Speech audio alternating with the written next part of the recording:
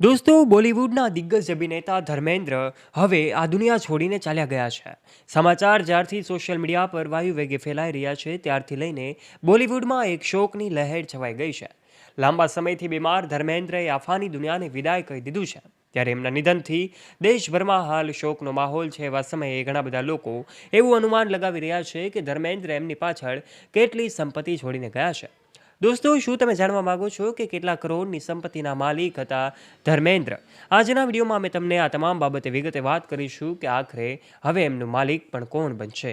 જાણવા માટે વિડીયોમાં આગળ વધીએ તે પહેલાં આપ અમારી યુટ્યુબ ચેનલ પર પહેલીવાર આવ્યા છો અને હજુ સુધી આપે અમારી ચેનલને સબસ્ક્રાઇબ નથી કરી તો આજે જ નીચે રહેલું બેલ આઇકન દબાવીને સબસ્ક્રાઇબ કરી લેજો અમારી યુટ્યુબ ચેનલને. અને હા, કમેન્ટ બોક્સના માધ્યમથી એક્ટર ધર્મેન્દ્રને શ્રદ્ધાંજલિ આપવાનું ચૂકતા નહીં. નીચે કમેન્ટ બોક્સમાં ઓમ શાંતિ અવશ્ય લખજો.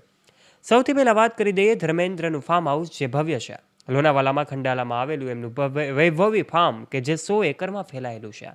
આ ફાર્મ હાઉસમાં બધી જ સુવિધાઓ છે. ધર્મેન્દ્ર પણ ત્યાં ખેતી કરતા દેખાય છે. ત્યાં વારંવાર અનેક તસવીરો એમની સામે આવતી હોય છે.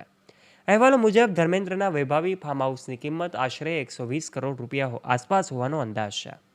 આ સાથે જ એમના પુત્ર બોબીએ એક વખત જણાવ્યું હતું કે ધર્મેન્દ્ર એની પહેલી પત્ની પ્રકાશ કૌર સાથે ફાર્મ હાઉસમાં રહેતા હતા. ધર્મેન્દ્ર પાસે અનેક લક્ઝરીઝ કારનું પણ કલેક્શન છે. એમના કલેક્શનમાં Mercedes Benz S class, Mercedes Benz SL 500 અને રેન્જ રોવર જેવી કારો પણ સામેલ છે. આ સાથે જ એમની પ્રિય કાર 65 વર્ષ જૂની એટલે કે ફિયાટ કાર છે. દોસ્તો, ધર્મેન્દ્રના અનેક ફિલ્મો આજે સવાયેલા જોવા મળે છે અને આજે પણ ફિલ્મ જગતમાં લોકો એમના ફિલ્મોને જોવાનું પસંદ કરે છે. પરંતુ બહુ ઓછા લોકોને એમની સંપત્તિની વાતો ખબર હોય છે. ત્યારે દોસ્તો, પહેલી ફિલ્મ માત્ર 51 રૂપિયાથી શરૂઆત કરનાર ધર્મેન્દ્ર આજે એમની પાછળ કરોડોની સંપત્તિ છોડીને ગયા છે. આ દિગ્ગજ નેતા આજે જિંદગીની જંગ હારી ચૂક્યા છે.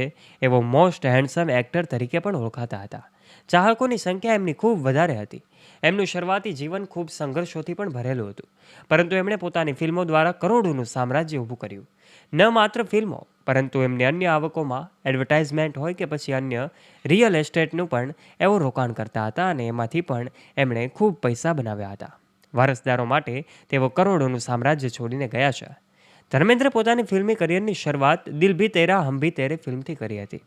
એનું જે કાંઈ પણ છે ફી એ તરીકે એમને 100 રૂપિયા મળ્યા નહોતા, એટલે કે 51 રૂપિયા મળ્યા હતા. ત્યારથી લઈને એમની આ સફર શરૂ થાય છે. એમને ત્યાં અલગ અલગ લોકો દ્વારા 17 રૂપિયા પણ મળ્યા હતા. અભિનેતા એ સમયે 51 રૂપિયા માટે પોતાને નસીબદાર માને છે. પણ ધીમે ધીમે ફિલ્મ જગતમાં 300થી વધારે ફિલ્મો આપનાર આ દિગ્ગજ અભિનેતા જ્યારે આફાની દુનિયામાંથી વિદાય લે છે ત્યારે એમના ચાહક મિત્રોમાં પણ ભારે રોષનો માહોલ છે. ત્યારે આજના વિડીયોમાં અમે એમના સંપત્તિના મામલામાં કેટલીક વાતો તમારા સુધી પહોંચાડવાનો પ્રયત્ન કર્યો છે. લગભગ 450 કરોડ રૂપિયાની આસપાસ એમની કુલ સંપત્તિ માનવામાં આવે છે. મહારાષ્ટ્રમાં એમની પાસે 17 કરોડ રૂપિયાની પ્રોપર્ટી પણ હતી. ધર્મેન્દ્રને મહારાષ્ટ્રમાં 88 લાખ રૂપિયા અને 52 લાખ રૂપિયાની વધુ એટલે કે કૃષિ અને બિન કૃષિ જમીનમાં પણ એમણે રોકાણ કરેલું છે. આ તો માત્ર અહેવાલો મુજબની માહિતી છે, પરંતુ ધર્મેન્દ્રની પ્રોપર્ટીનો કોઈ ચોક્કસપણે અંદાજો લગાવી શકાય નહીં. એટલી પ્રોપર્ટી એમના પોતાના દીકરાઓ માટે અને એમના વારસદારો માટે છોડીને ગયા છે. પરંતુ દોસ્તો, તમે ધર્મેન્દ્રની કઈ ફિલ્મ સૌથી વધારે જોઈ છે? નીચે કમેન્ટ બોક્સમાં કમેન્ટ કરીને અવશ્ય જણાવજો. વિડીયો પસંદ આવ્યો હોય તો લાઇક અને શેર પણ કરજો તથા આવા જ વિડીયોઝ માટે નીચે રહેલું બેલ આઇકન દબાવીને સબસ્ક્રાઇબ કરજો અમારી યુટ્યુબ